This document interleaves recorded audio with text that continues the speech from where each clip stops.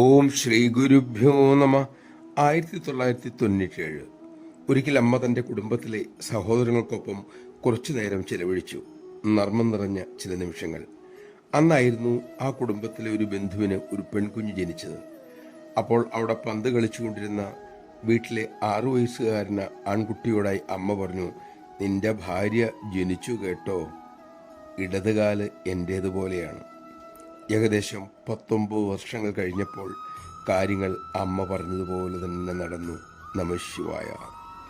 ആ തൃക്കണ്ണുകൾക്ക് മുമ്പിൽ നമ്മുടെ ഭൂത ഭാവി വർത്തമാനകാലങ്ങൾ സുസ്പഷ്ടമാണ്.